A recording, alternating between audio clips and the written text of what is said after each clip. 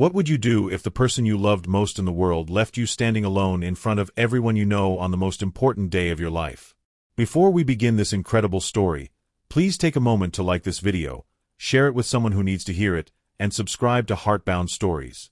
We love hearing from you, so tell us in the comments where you're watching from right now. Sarah stood in front of the tall mirror in the small room at the back of the church. She looked at herself and could barely believe what she saw. The dress was more beautiful than anything she had ever worn before. It was pure white, like fresh snow on a winter morning. The fabric was soft and sparkled just a little bit when she moved. Tiny pearls decorated the top part, and the long skirt flowed down to the floor like a waterfall. Today was the day Sarah had been dreaming about since she was a little girl playing with dolls. Today she was going to marry Daniel. Daniel, who made her laugh until her stomach hurt. Daniel, who brought her flowers every Friday. Daniel, who had looked into her eyes 6 months ago and promised he would love her forever and ever. Her heart was beating so fast inside her chest. It felt like a tiny bird was trapped in there, flapping its wings, trying to get out. Sarah touched the veil on her head. It was long and white and made her feel like a princess from a storybook. She smiled at her reflection. Everything was exactly right. Everything was perfect. The church outside this little room was decorated with hundreds of white roses. They were everywhere, on the chairs, on the walls, even on the big wooden doors. The smell of the roses was so sweet it made the whole building smell like a garden. Her family had arrived an hour ago. Her mom, her dad, her little brother Tommy, her grandma and grandpa, her aunts and uncles and cousins. Everyone was sitting in the wooden seats waiting for her. Her best friend Lisa was already crying happy tears, and the ceremony hadn't even started yet. In just a few minutes, Sarah would walk down that long path between all the seats, the path they call an aisle, and she would become Daniel's wife. Just thinking about it made her feel warm and happy inside. The door opened, and Sarah's mother walked in. Her mom was wearing a pretty blue dress, and her eyes were shiny. Not shiny like something sparkly, but shiny because there were tears in them. Happy tears. Her mom walked over and looked at Sarah's veil, fixing it just a tiny bit so it sat perfectly on her head. "You look like a princess, my beautiful girl," her mother said. Her voice was shaky because she was trying not to cry. Sarah hugged her mom tight. She could smell her mom's perfume, the same perfume her mom had worn for as long as Sarah could remember. "I'm so happy, Mom," Sarah whispered. "I'm so happy. I feel like I'm going to burst." Her mother hugged her back and kissed her cheek. "Daniel is a lucky man. So very lucky." But Sarah didn't know something. She didn't know that in just 1 hour, her whole world would break into a million pieces. She didn't know that her heart was about to be crushed in a way she never imagined possible. She didn't know that everything she thought was true was about to become a lie. Outside the little room, the church bells started to ring. The sound was loud and beautiful. Dong, dong, dong. It echoed through the building and out into the street. Sarah's stomach did a little flip. It was time. It was really time. Her father appeared in the doorway. He was wearing his best black suit, the one he only wore for very special days. His eyes looked red, like he had been crying too, but he was smiling the biggest smile Sarah had ever seen. He held out his arm for her. "Ready, princess?" he asked. Sarah took a deep breath. Her hands were shaking just a little bit as she picked up her bouquet of flowers. The flowers were white roses, just like the ones in the church, tied together with a long white ribbon. She could feel her fingers trembling against the stems. "I'm ready," she said. They walked toward the big wooden doors together. Sarah could hear the music starting inside. It was soft and beautiful, played on an organ. The sound made her heart beat even faster. Everyone was waiting for her on the other side of those doors. Everyone she loved. Everyone who loved her. And Daniel. Her Daniel was waiting for her at the front of the church. The doors opened wide. Sarah saw everything at once. The church was full of people. Every seat was taken. There must have been 100 people there, maybe more. They all turned to look at her at the same time. The organ music got louder. Sarah started walking slowly down the aisle, holding her father's arm. She was smiling so big her cheeks hurt. She saw her grandma in the third row. Grandma was waving a little white handkerchief and crying. She saw her best friend Lisa standing up front in a pink dress. Lisa was definitely crying, tears running down her face, but she was smiling too. The candles placed all around the church made everything glow. They looked like tiny stars had fallen from the sky and landed in the church. Everything looked exactly like a fairy tale. Everything was magical. Sarah kept walking, step by step, slow and steady. Her heart was pounding. She could barely breathe. She was almost there. Almost to the front where the priest was standing in his white robes. Almost to where she would become Daniel's wife. But then she reached the front of the church.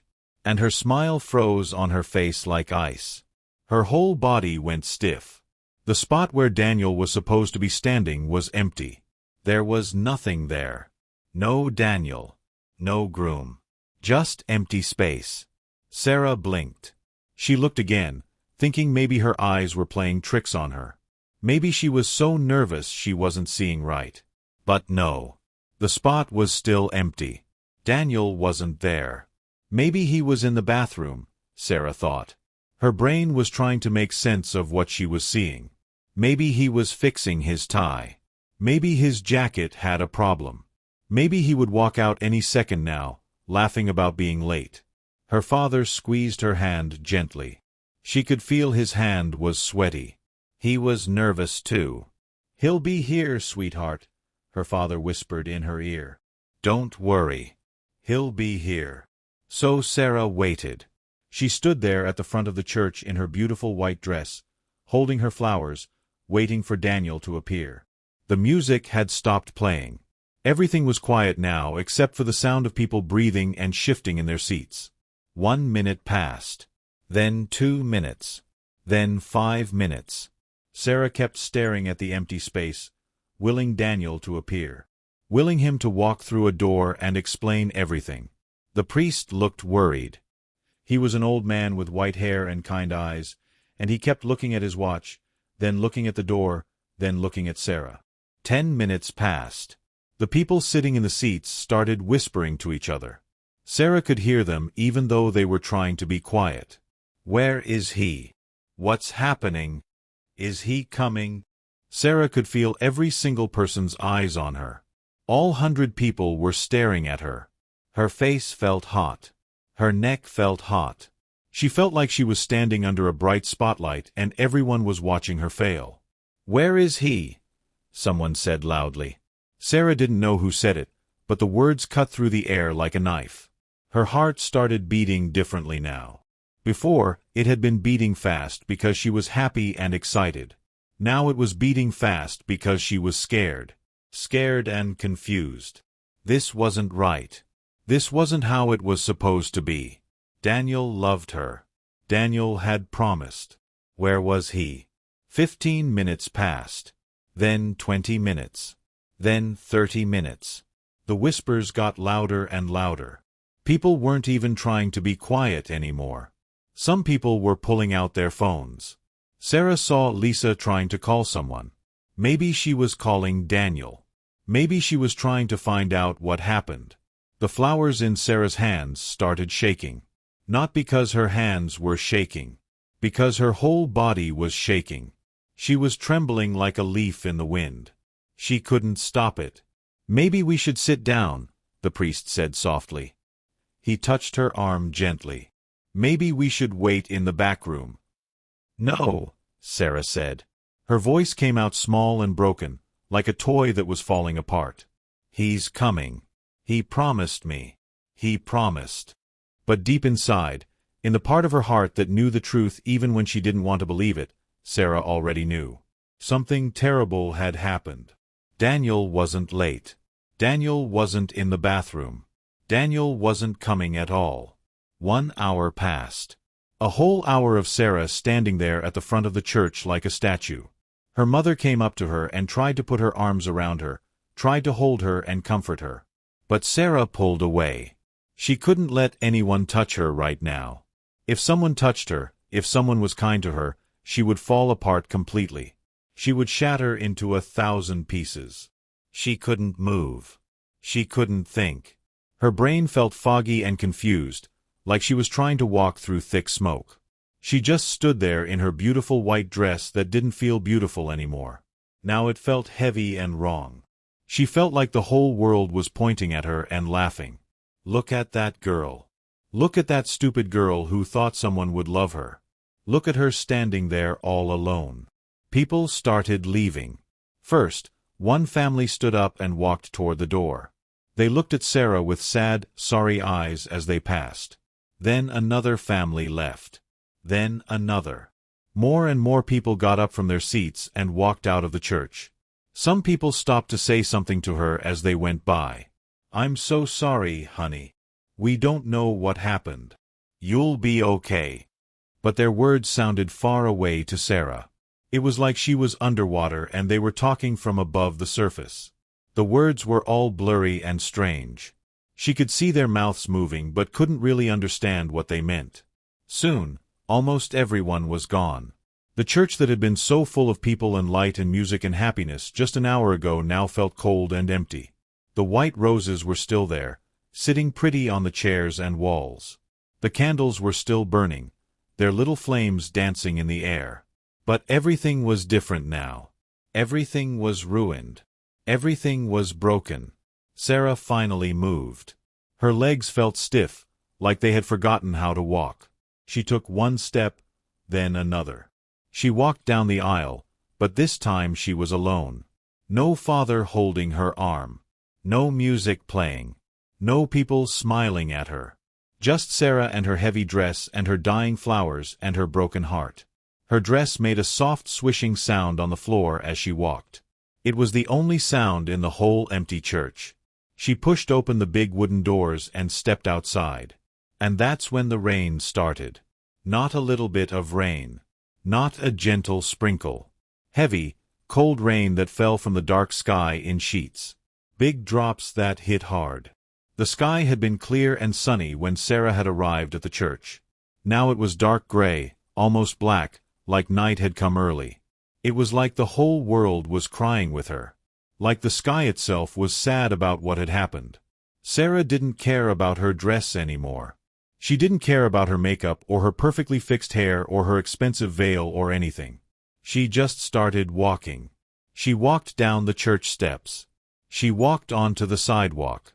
She walked down the street. The rain hit her immediately. Within seconds, she was soaked. Completely wet from head to toe. Her beautiful white dress got heavy. So heavy it felt like it weighed 100 pounds. The bottom of it dragged on the ground, getting dirty. Mud splashed up on it, making brown spots all over the white fabric. Her mascara, the black stuff she had put on her eyelashes to make them look pretty, started running down her cheeks in dark streams. She looked like a mess. But she didn't care. She couldn't care about anything right now. She walked and walked, not knowing where she was going. She had no plan. No destination. She just needed to move. Needed to get away. The street was empty. Everyone else was inside their houses, safe and warm and dry. But Sarah kept walking through the storm, getting wetter and colder with every step. Why did he leave me? The question screamed in her head. What did I do wrong? Why wasn't I good enough? Doesn't anyone love me? Am I that terrible? Am I that easy to leave behind? These questions spun around and around in her mind like a tornado, making her feel dizzy and sick. Her stomach hurt. Her chest hurt. Everything hurt. That's when she saw him. An old man sitting under a streetlight. The streetlight was broken, flickering on and off, making strange shadows. The old man was trying to cover himself with a dirty piece of cloth, but it wasn't working very well. The rain was still hitting him, soaking through the cloth and his clothes. His clothes were torn and old, with holes in them. His hair was messy and gray, sticking to his head from the rain. His face had lots of wrinkles, lines going every direction, like crumpled paper that someone had tried to smooth out but couldn't. He was a beggar. A homeless person. Someone with no house, no money, no family. Someone the world had forgotten about. Sarah stopped walking. She didn't know why she stopped. Her feet just stopped moving. The old man looked up at her. Even though he looked poor and cold and tired and wet, his eyes were different. They were kind. They were gentle. They were warm. They looked at her like she was important. Like she mattered. Like she was worth something. Nobody had looked at her like that in hours. Everyone else had looked at her with pity or embarrassment or confusion. But this old man looked at her like she was a real person. For a long moment, they just stared at each other. A bride in a ruined wedding dress, covered in mud and rain and tears. A beggar wrapped in rags, sitting under a broken light. Both of them soaked by the rain. Both of them alone in the storm. Both of them forgotten by the world. "Why did you stop?" the old man asked. His voice was soft and warm, like a blanket on a cold night. It was gentle and kind, not rough or scary at all. Sarah didn't know why she had stopped. She didn't have an answer. She just felt something pull her toward him. Something she couldn't explain. Without thinking, without planning it, she sat down right next to him on the wet ground. The sidewalk was cold and hard and covered in puddles. Her expensive dress, the dress that cost more money than she wanted to think about, spread out around her in the water. But she didn't care. The dress didn't matter anymore. Nothing mattered anymore. "I was supposed to get married today," Sarah said quietly. The words hurt coming out of her mouth. They felt like sharp pieces of glass in her throat. "What happened?" the old man asked. He didn't sound shocked or surprised. He just sounded interested. Like he really wanted to know. "He didn't come," Sarah said. Her voice cracked. "He left me standing there in front of everyone. Everyone I know was there. My family. My friends. Everyone. They all saw. They all watched me wait and wait and wait. They all know now that I wasn't good enough. That he didn't want me." The old man was quiet for a moment. He looked at her with those kind eyes. Then he said something that surprised her. "That man was a fool." Sarah looked at him, surprised. Her eyes went wide. "Anyone who would leave you standing there doesn't deserve you," the old man continued. His voice was firm now, stronger. "Not today. Not ever. Not for one single second. A man who would do that to someone is not a man at all." Tears filled Sarah's eyes again. She had thought she was all cried out. She had thought there were no more tears left inside her. But hearing this stranger, this poor old man who had nothing at all, say these words made something break open inside her chest. This man who lived on the street, who probably hadn't eaten a good meal in days, who had no home to go to, was the first person all day to make her feel like maybe, just maybe, she wasn't worthless. Like maybe this wasn't all her fault. They sat together in the rain. The water kept falling on them, but neither of them moved. Sarah started telling him everything. She told him about Daniel. About how they had met at a coffee shop 2 years ago. About how he had smiled at her and she had felt her whole body get warm. About how happy she thought she would be. About all the plans they had made. About the house they were going to buy. About the children they were going to have. About growing old together. About forever. And now all of it was gone. All of it was destroyed. Her whole life felt like it had been erased. The old man listened to every single word. He didn't interrupt her. He didn't tell her to stop crying. He didn't tell her she was being dramatic or silly. He didn't check a phone or look away or act bored. He just listened. Really listened. Like what she was saying was the most important thing in the world. When she finally stopped talking, when all the words were out, Sarah felt just a tiny bit lighter.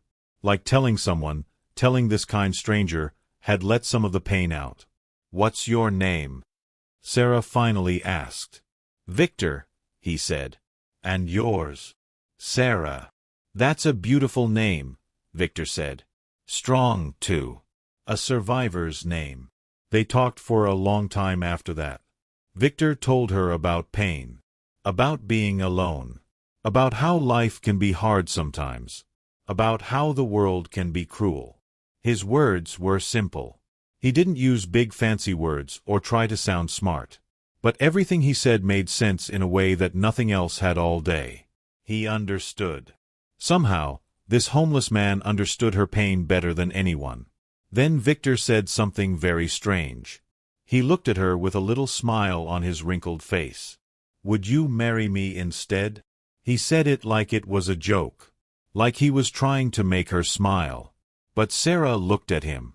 Really looked at him. This man who had nothing had still made time to sit with her, to comfort her, to listen to her. He had shared his little spot under the streetlight. He had given her his attention and his kindness. He had made her feel human again when she had felt like garbage thrown away on the street. And Sarah did something crazy, something nobody would understand, something that made no sense at all, something that would change everything. She looked at Victor with serious eyes and said one word. "Yes." Victor's eyes went wide. His mouth opened. "What?" "Yes," Sarah said again, louder this time. "I'll marry you, Victor." Victor stared at Sarah like she had just said the sky was green or the ocean was made of candy. His wrinkled face showed complete shock. His mouth hung open. He blinked several times, like he was trying to wake up from a dream. "You can't be serious," he finally said. "Look at me. I'm a homeless man. I have nothing. No house. No money. No job. Nothing to give you. You're just upset right now. You're hurt. You don't mean it." But Sarah's face was calm. Calmer than it had been all day. Something inside her had shifted. Something had changed.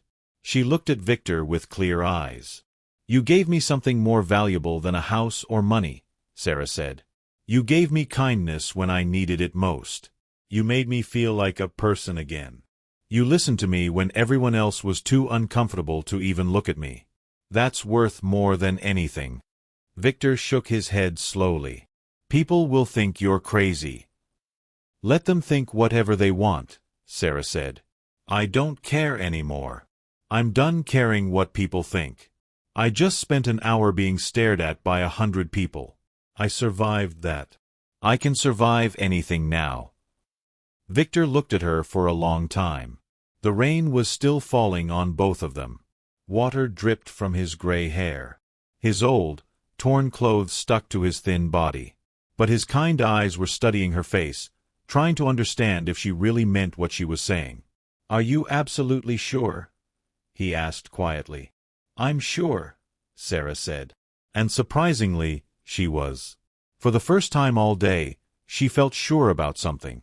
Victor took a deep breath. Then, slowly, a smile spread across his wrinkled face.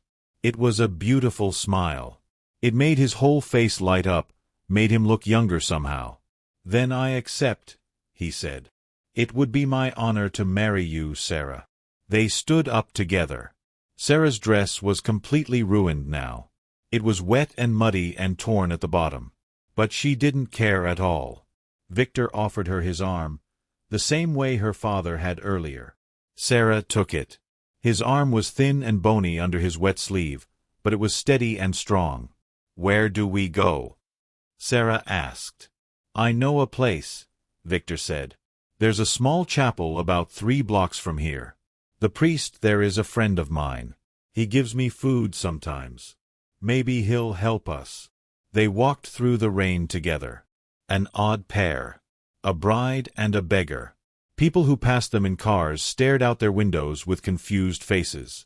But Sarah didn't look at them. She just held onto Victor's arm and kept walking. When they reached the small chapel, it was nothing like the big, fancy church Sarah had been in earlier.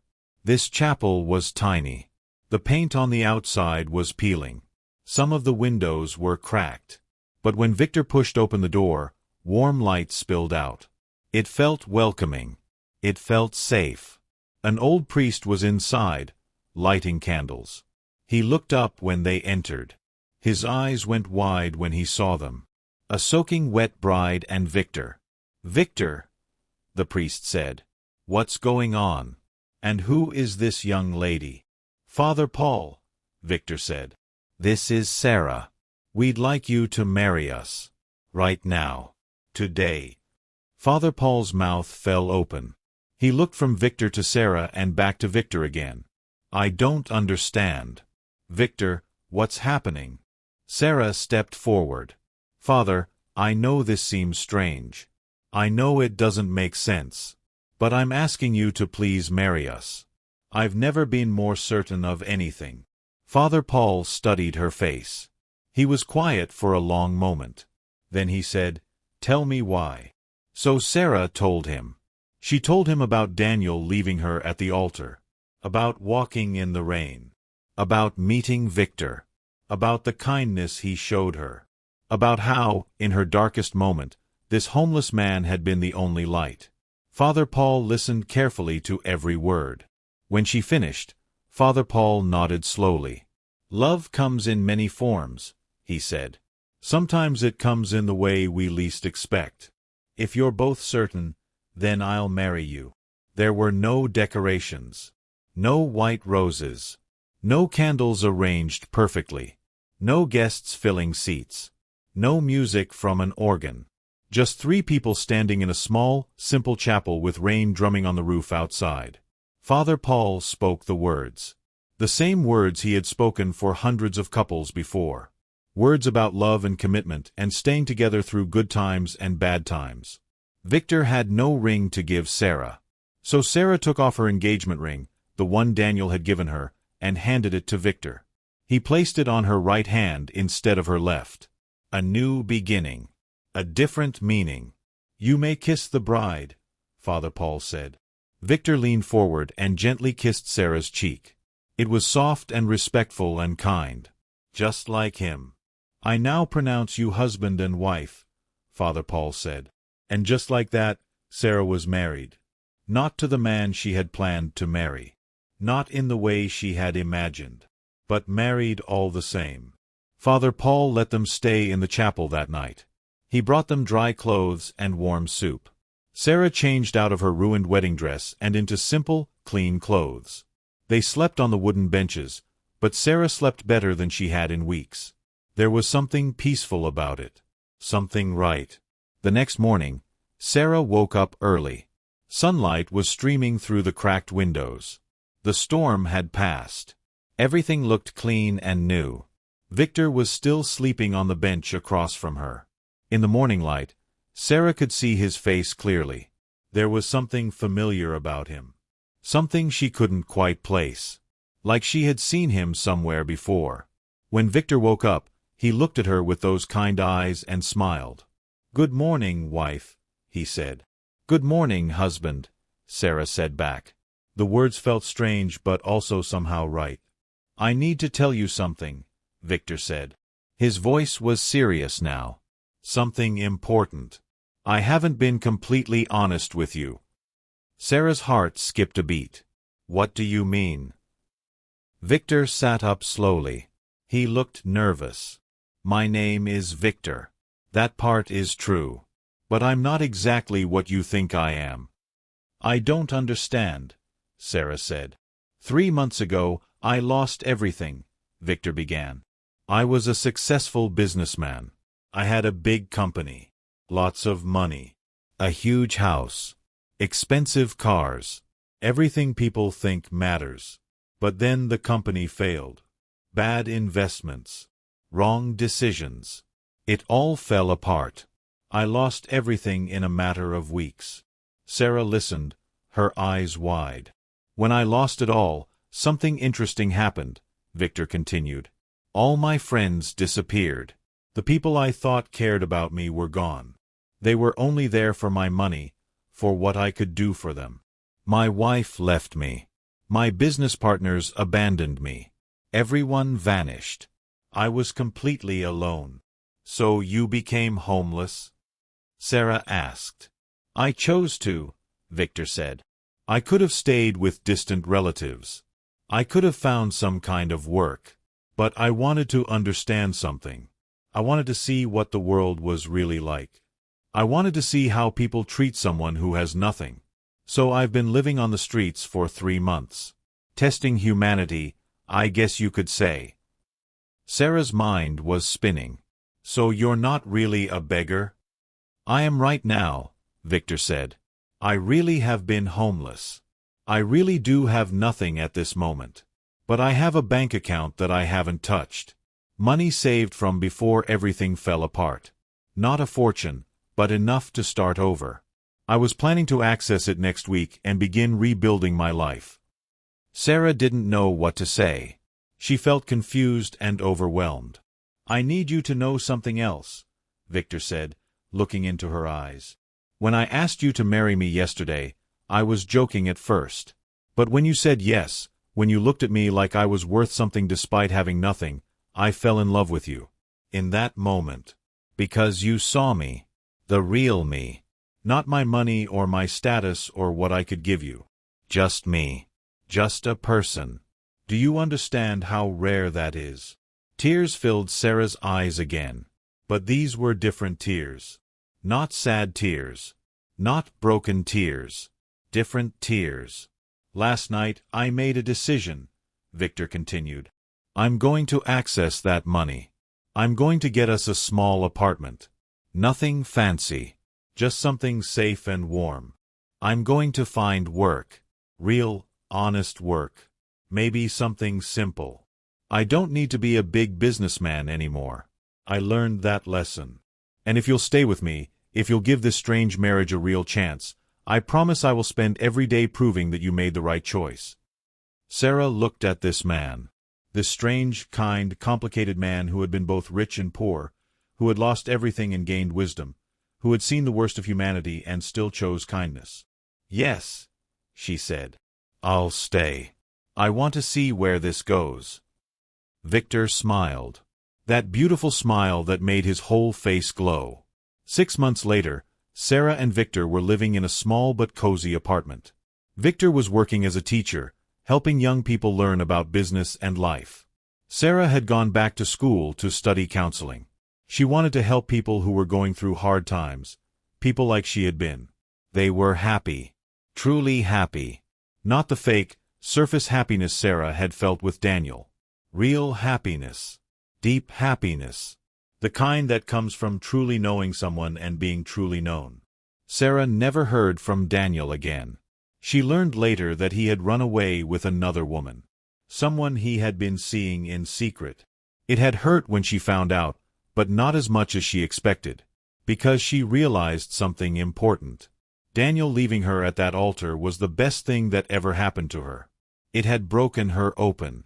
It had stripped away all the fake things. It had led her to Victor. And Victor had taught her the most important lesson of her life. That real love isn't about big weddings or expensive dresses or perfect plans. Real love is about kindness. About seeing someone for who they truly are. About being there when everything falls apart. About choosing each other even when it doesn't make sense to anyone else. Sometimes the worst day of your life is actually the doorway to your best life. Sometimes you have to lose everything to find what really matters. And sometimes, the person you're meant to be with is the last person you'd ever expect.